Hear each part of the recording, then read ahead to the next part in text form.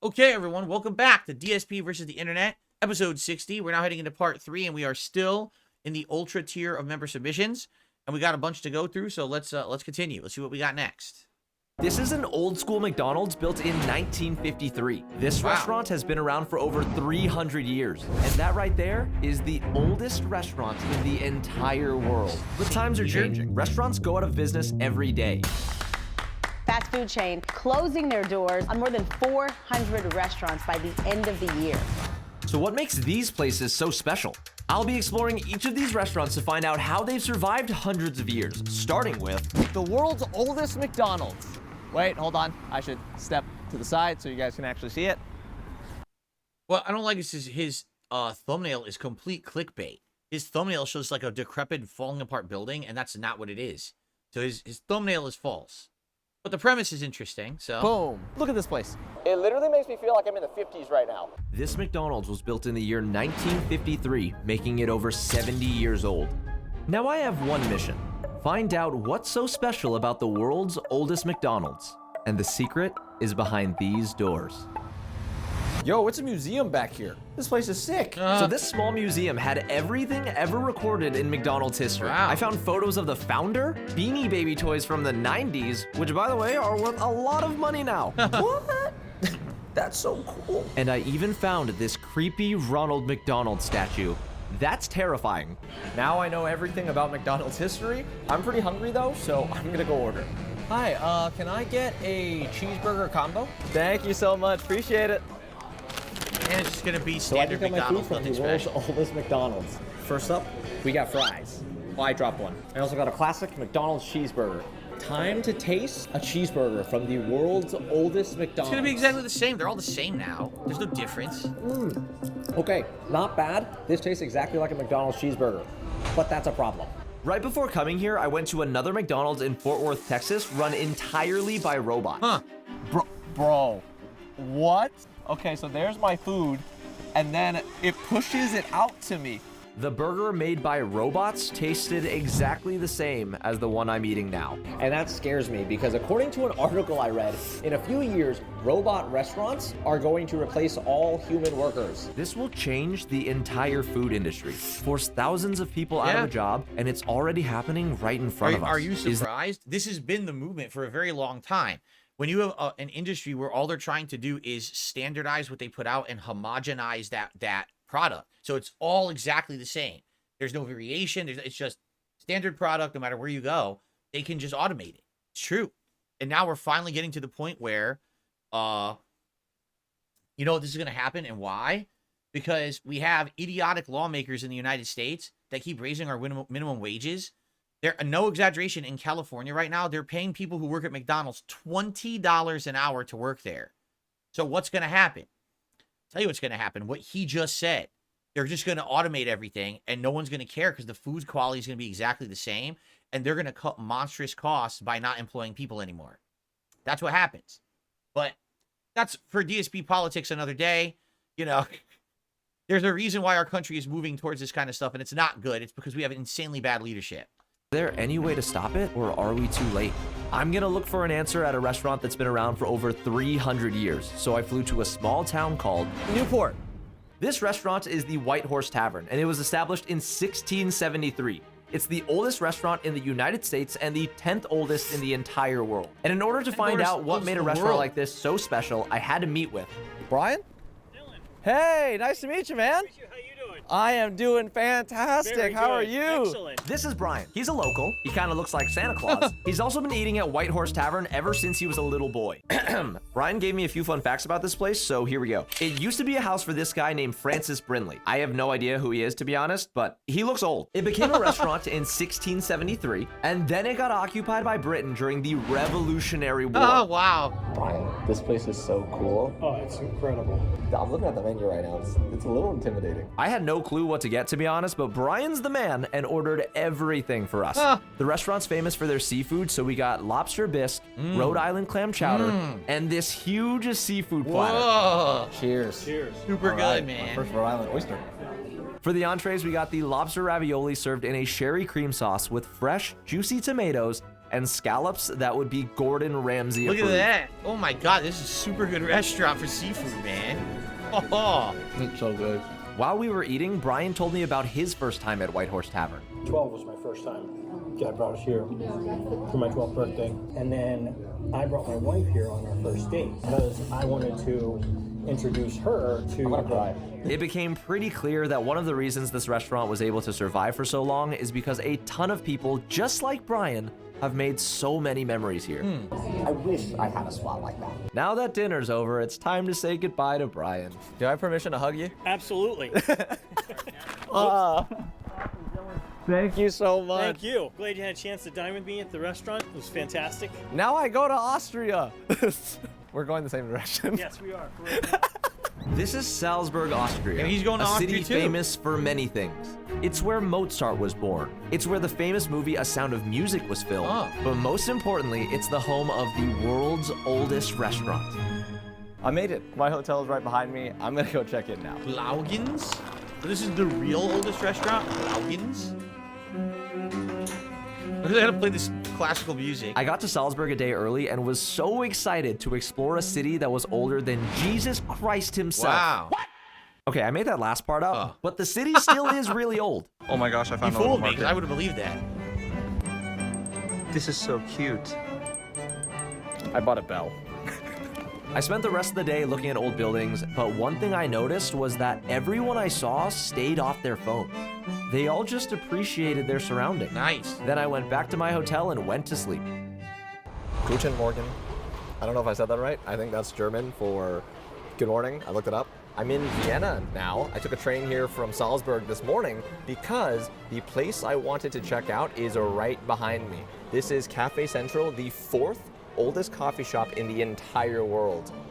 And it's early, so I need coffee. There's also like a really, really long line to Oh get my inside, God, look at the so line to this get place in. is bumping. So this coffee shop is 146 years old. It was established in 1876 and supposedly located on the Viennese latitude at the meridian of loneliness. What the hell does that mean? sounds scary. Nobody in here looks What's the lonely though. meridian People of were laughing with their loneliness? friends, families. Oh, I'm the lonely one.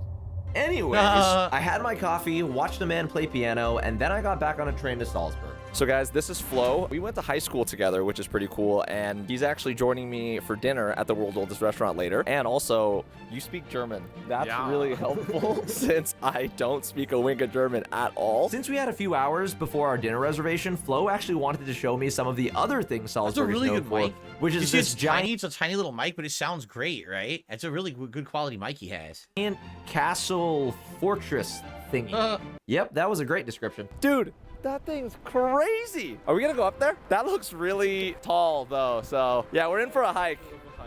It's okay, I'm ready. Honestly, the hike up the mountain wasn't that bad.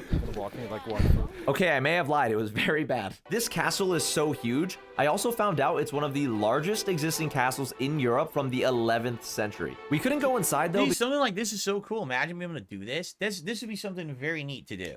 You go to a town, you enjoy the local sights, you go see some historical stuff, you eat amazing food. That's cool. That's a good trip.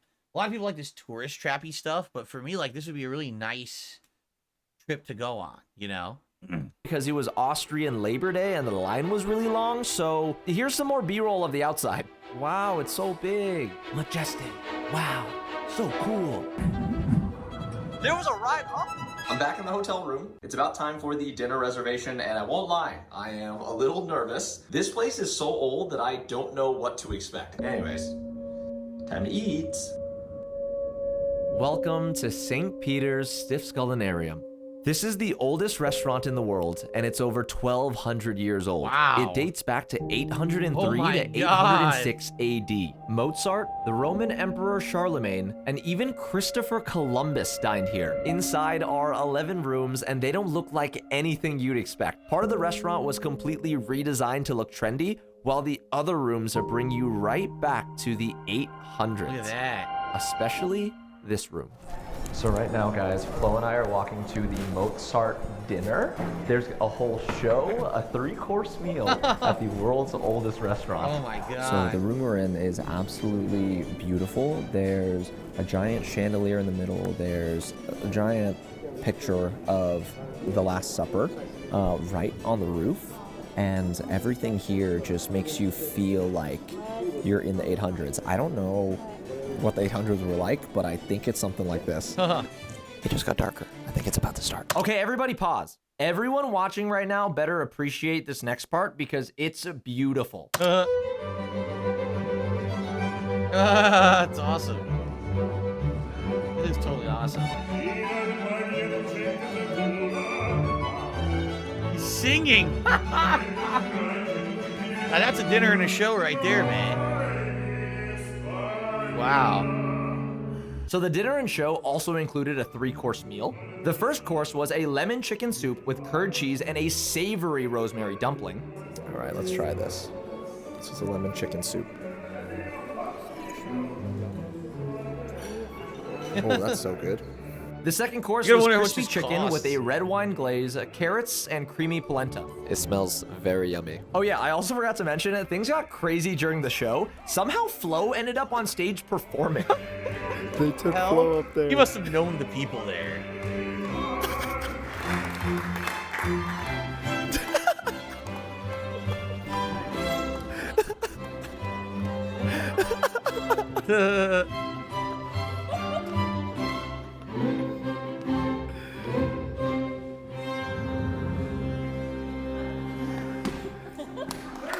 I said, I wonder how much the dinner costs. You're getting a show and a dinner. It's The probably entire very dinner was expensive. eye-opening since I never expected how much effort went into making the world's oldest restaurant such a crazy experience.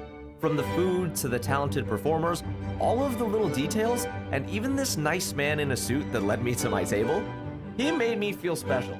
I'm usually a pretty fast-paced person, so being able to sit here and just kind of watch history is definitely not something I'm used to. I didn't think I would enjoy it, but it's nice. I would highly recommend everyone do this. To finish off the dinner, Flo and I got desserts. Dinner's done, and I'm full. That's it. That's all. I started playing the next video, which I wasn't ready for. Okay. Cool. That was a neat video. I'm being told this guy has a very small channel, but his videos get tons of views because you see what he spent a lot of money to do that. I mean, he's traveling the world to make a crazy good video, right? Derek says he has only 15 videos on his channel. The most popular ones are I ate at every Gordon Ramsay restaurant and I bought 10,000 Mr. Beast chocolate bars. My God. I understand the first one. I don't understand the second one. Cool. That's good. I mean, I wonder, obviously the guy has money because the budget, I mean, he flew across the world to do the video and he's traveling all over Europe to do this video. So, I mean, for the fact that it had millions of views, that's good for him. Hopefully it made back the money he invested in it. That's really cool. And the video was well made and it was entertaining and it was informative and I really enjoyed it. I like that kind of stuff. That was right up my alley. It had travel, it had food, it had a good personality. That was good stuff. You know? Cool. All right. So, this next one is very interesting because this game is a Game Pass game that comes out in a little over a week. Okay? And I'm excited to see this because apparently this is a game that I'm going to try out and people are saying that it might be really, really good. Right? Let's find out. Here we go. Another Crab's Treasure.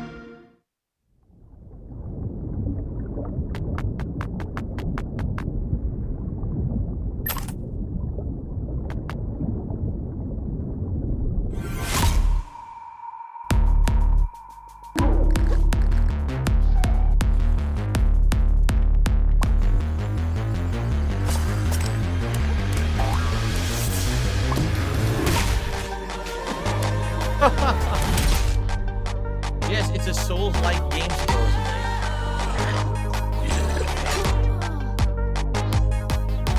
I wonder how forgiving it is. Or if it really is ultra hard.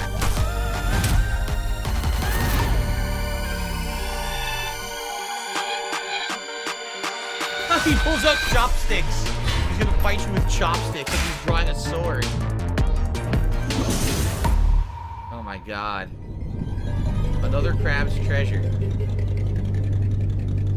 From Aggro Crab. I guess people like that studio. Some people said they like the studio Aggro Crab. I'm going to check it out. Now, I don't know if we're going to play a full playthrough of it, right? But it sounds like an interesting hybrid. It's kind of cartoony. But if it plays like a Souls game, then it could be very interesting. I don't know. Again, you know, what is the combat system? Is it really like Dark Souls? Is it more like Sekiro? Is it more like Bloodborne? It looks like it had some platforming. which obviously that doesn't really exist in Dark Souls. He was using like a grappling hook and stuff, so maybe it is Sekiro. I don't know. We're going to find out. It's Game Pass. I'm going to be checking it out, and we'll see if it works. If it's a game that works, I'll definitely do a playthrough of it, but I guess we'll find out in a little over a week over on DSP Gaming, okay? All right, cool. What's next? Prison in Brazil. As condições prisionais no Brasil são deploráveis, constituem grave desastre de direitos humanos. Em Pernambuco, a situação é particularmente dramática, em razão da extrema superlotação. Faz ano que estou aqui, ano agora, no lugar da madrugada, faço ano que estou aqui, sim. Em uma cela que visitamos no complexo do Curado, encontramos 60 homens, dividindo apenas 6 camas de cimento para dormir. A gente aqui pega tuberculose, pega doença no corpo, pega germe, tudo que esse chão aí é podre, né? Que a turma mija no chão e tudo aí. Aí pisa por aqui no lugar que a gente dorme. Onde você dorme? Onde eu durmo? Sim. Aqui, ó. Dorme aqui. Ele tava deitado aqui nesse estado. Fica esse lençol aí, isso. Aí aqui forra outro, dorme outro aqui. E dorme outro aqui na porta do dia. Os presos só tinham o direito de deixar as suas celas por um período máximo de 2 horas por semana, em evidente violação das normas internacionais de direitos humanos. Em outra cela que visitamos, sem nenhuma janela, havia 37 homens dormindo todos no chão. I do have to ask a question, okay? And, you know, I'm curious what everyone's response will be, both the live audience and people who watch this on demand. And I know that this is not a giant show and I'm not going to get a ton of responses, but I'd like some responses. Let's say you live in Brazil. Let's say you know the prison system is this broken, correct? Would you not do everything in your power to stay out of prison? You know what I'm saying? Like, if you know that it's not going to be a good place to be. You know, in the United States, a lot of the prison system is very different from this. It's very cushy. It's very like, you know, and we actually watch videos on this very show. In some places, like in Europe, they have prisons that are like, it's like a second life. Like you're living in an apartment all nice and you know what I mean? So if you were in Brazil, would you not do everything in your power to stay out of prison? But yet what we're seeing is the prisons are insanely overcrowded. So what does that say about life in Brazil? Right? I wonder, is it just like a lawless place? And then when the law does catch up with you, you're just kind of boned, but does everyone get caught? I'm really confused about this. Because we've seen, for example, videos about Singapore, where we know that the laws are incredibly strict. A lot of people say too strict. And crime in Singapore is very, very low because the punishments are severe. You litter and you get caned on your butt publicly, right? Shamed. So what is going on in Brazil, right? That there's such a high rate of crime that these prisons are overpopulated. If you knew this was your future, if you commit crime, would you not be like convinced to not commit crime? But maybe life in Brazil is so bad, right? That you just have to commit crime to get by? I don't know. See, this is me being culturally ignorant, and I'm curious. That's why I want real responses to this. Because I watched this video, and I'm like, the purpose of the video is Human Rights Watch. They're trying to say the prisons in Brazil are inhumanitarian because of this, right? Gotcha. Why is the prison system like this? Why are there so many fucking people in prison? How did this happen? Maybe the problem isn't the prison system. The problem is the culture is fucked up to the point where you can have such a lawless culture, everyone's committing crimes, and then everyone ends up in prison. How do you fix the culture? How do you fix that system? Is it because there's just no... Is it because the government's corrupted and they keep the people down, the people have no money, and therefore they have to commit crimes to get by? Like, what is it? There's got to be a core problem in the country that needs to be fixed. Because this, I mean, this doesn't just happen overnight. Oh, look, they just decided to not run the prisons right? No. The prison system broke down because the culture's fucked up and everyone ends up in prison, right? So how do you fix that? And I wonder if this is a video from 8 years ago. I wonder if this is something that's continuing now or if it's gotten better or worse, right? And some Artad says, Brazil's one of the poorest countries in the world. Crime pays much higher than living a legal moral life. It's risk versus reward situation.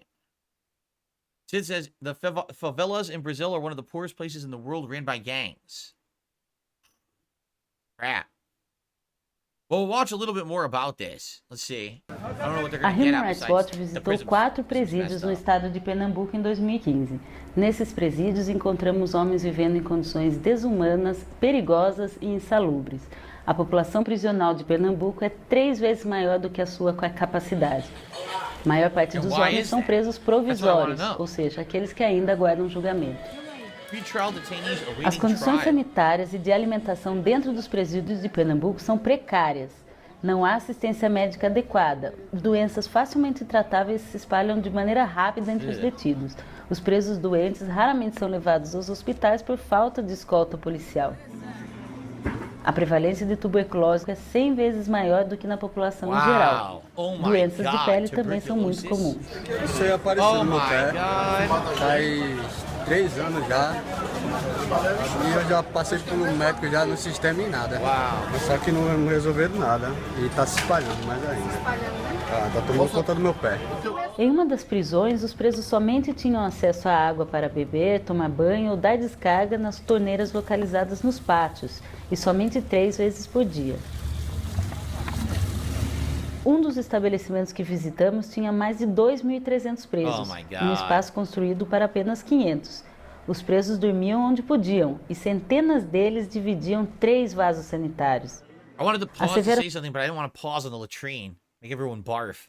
Dabhan says the main issue is that Brazil really has no exports at all. Therefore, they have no money for imports or infrastructure or social funding. So they just have no product to offer the world, so they can't make any money. Holy shit. Well, that really sucks. You got to wonder, and again, this is probably a history thing, if that's the case, if they literally have no resources to offer, how the hell did so many people end up living there, right? Like, and it's weird because we've seen shows where it's like, I live at the highest elevation on the planet, but it's because we're mining for minerals. I live in the coldest area of the world. It's like, why are you there? So why in the holy hell are they there if there's nothing there that will give them any kind of a life, you know? But again, okay, here we go. SMR Tad says, Brazil's natural resources were mostly obliterated by European colonists in the 18th through the 20th centuries. They have nothing to provide their people. So it was Europeans who came there and destroyed it and left. And then they left the people behind, and the people are just stuck there. Jeez. Well, that's fucked up. You know? That's fucked up. Because, you know, it's easy to sometimes write the people off and be like, it's their fault, but sheesh. That's awful. Bookworm says, that's not true. Brazil exports a ton of beef and produce. Well, if that's the case, where's all their money? Why are they so, again, where's all their money? Why are they so poor? Why are they so, and here's a question, then where does the money go? If they really do have money, where does the money go? Right? Who has it? Someone has it. The money doesn't vaporize into the sky. Someone has it. Sheesh. Well, it's messed up. I'm going to be honest. I don't even want to watch any more of this because it's freaking me out. It's disgusting. Messed up.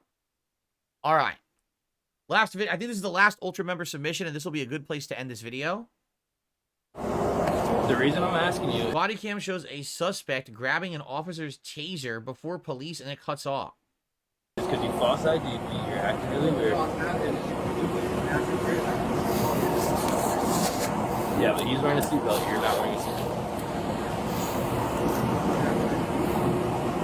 Yes, I have the right to force you to identify because you're not wearing a seatbelt. So I'm going to ask you one more time. I'm trying to be cool with you, bro. I understand that. That's why I'm trying to be cool with you. Ma'am, do you mind stepping out for me? Oh, this is only a few days ago. This was April 5th, 2024. So this just happened within the last couple weeks. Can you just wait up here by the front for me? Me? Yeah, I was just trying to get him out, that's all. Do not reach in your pockets. Sir. Just get into my phone, sir. Stop. I'm just reaching in your pocket. Sir. Okay, dude. You don't gotta be turned. Help me.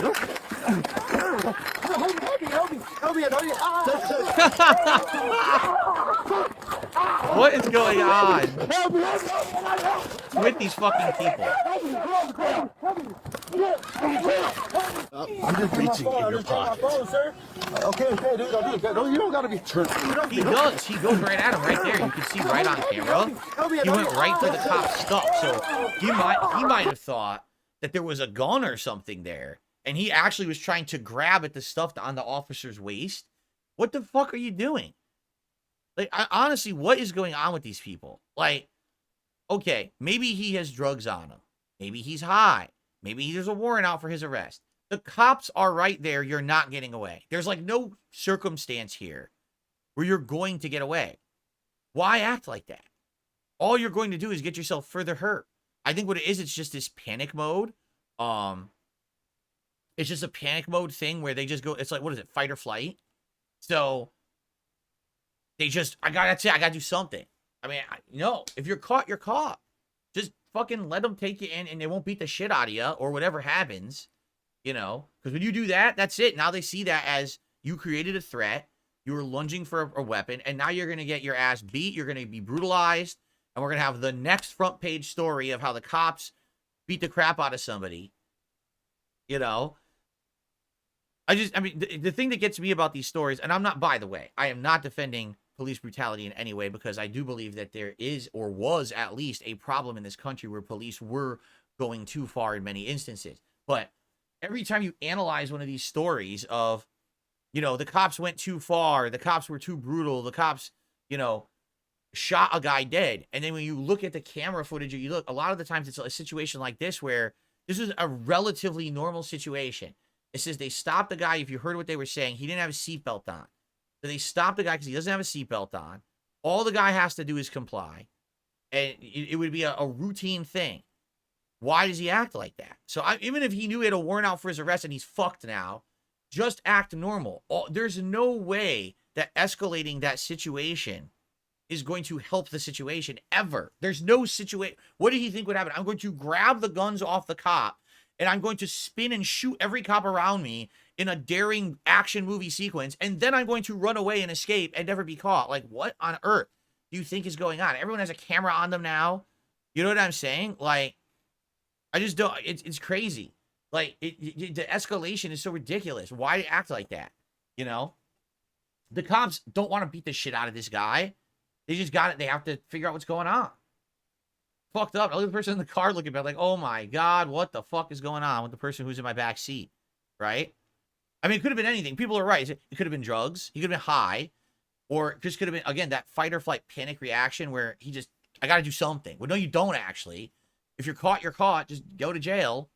You know, you're just making it worse. This is literally just making it worse, right? Let's see what happens here. They probably beat the shit out of him. I'm gonna guess they beat the living shit out of him. And that's how this became a story or something. So now he's fighting the cop, which isn't going to work.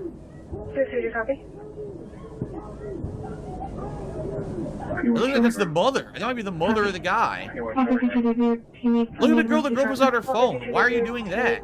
It's already on camera. You don't need to have your phone out. They did. They're beating the shit out of him. He's still struggling. He's still trying to escape.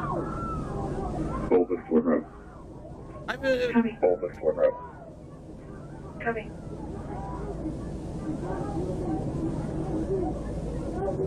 It does help to fix them out. It's just like, dude, how long are you going to continue to resist arrest?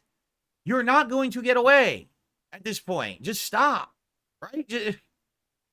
I don't know. And again, we don't know what happened. I'm sure you know we could figure this out, right? But I don't know, man. And then you get the family yelling. Like, what do you do yelling at? Is she telling her son just stop? If that's the case, good. Just stop. Stop resisting. Because now you're going to jail anyway. Just stop resisting. You're making it worse for everyone and yourself and everyone around you. By resisting. Like, and I think the problem is in the country, here's what happens. You have some bad apples. And those bad apples are corrupt. And those bad apples do the wrong thing. And that then somehow becomes the mainstream mentality of so many people in America thinking every cop is bad. So now you can't ever trust a cop to do the right thing. So now when a cop pulls you over, you think, oh my God, this cop's going to do horrible things to me. And then you react like this. And guess what? The cop does horrible things to you because you resisted arrest. It's like, this is just, it's just a domino effect of the bad behavior creating more bad behavior on both sides, you know? I can see I can see from both perspectives. I really can. It sucks. Like, how do you fix this problem? I think a lot of it, I'll be honest, is the media. The media portrays things in a way that creates sensationalism and fear. And if they would stop doing that and instead report fairly on actually what's going on, right? Then people would be able to judge for themselves what's really going on in this country. But instead, you get this media that has to go politically to one side or the other, and you get two completely different stories from one thing that factually happened. How is that possible? There's no way that either the cops were overly brutal or the guy was massively resisting arrest and causing violent situation for the cops. They had to defend themselves. Something happened. What happened? Can we have the real report? Right? So here's what I'm watching this video, and here's what happens. I have no idea why the guy's freaking out. We don't know. We don't get that from this video. What we get is there's a guy who's panicking because the cops pulled him over, and instead of just doing what the cops are saying, he blatantly is resisting arrest. He is lunging at the cop, trying to grab things off of the cop's waistline, which has tools, maybe a gun. You know, he's lunging for him. That causes the situation. It looks to me like they're trying to de-escalate the situation. You can't clearly exactly see what happened because they're definitely beating him, but they're trying to get him to stop resisting so they can arrest him. And he keeps trying to escape. And it's like, so who was in the wrong here? It was blatantly started and escalated by the person in the car, right? Can you disagree? But there will be news articles about something like this saying cops brutally beat this man, and it's like, but did you see the video where the guy blatantly lunged at the cop, looked like he was going to try to attack or steal something from the cop to try to hurt the cop? He created the violent situation. The cops just wanted him out of the car to see what was going on and maybe arrest him if he broke the law, and that's what happened. But why did the guy act like that? Probably because of the sensationalist media saying things horrible about police brutality and things and making people think that every situation you're always going to get fucked up by the cops, so you have to act that way. Fight or flight, right? So it's just like the whole country's messed up right now in this way. It has been for 4 years. The whole country's been like this for 4 years. I again, like I said, I can see both sides. I think there's cases of wrongdoing on both sides, you know? But anyway. All right, well, that's it for that. Now, that's it for the Ultra member submissions for the week. When we come back in part 4, it will now be the submissions tier in a randomized playlist, and we'll see what people came up with this week. But thank you guys for watching, enjoying, and I hope to see you in the next part. Awesome.